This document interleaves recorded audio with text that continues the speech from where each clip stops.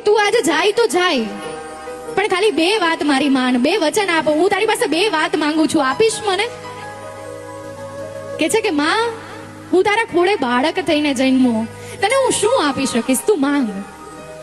કે છે કે કાના કંઈક એવું કર ને, હું તારી સાથે લઈ જા મને.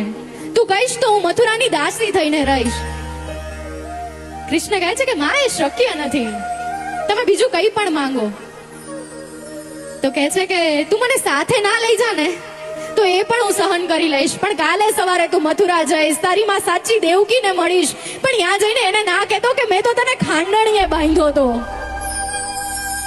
કૃષ્ણ કહે છે કે માં, હું કદાચ ગોકુળની એક પણ વાત નહીં કરું મથુરા જઈને, તું કહીશ ને, પણ આ વાત તો ચોક્કસ કહીશ કે હું બ્રહ્માંડનો માલિક, 64 કળાનો કારીગર, મારો જન્મ જેલમાં થયો, મને કોઈ બાંધી ના શક્યું. એક તારા પ્રેમની તાકાત હતી કે તારા પ્રેમે બંધાણો ને હું દામોદર કહેવાણો.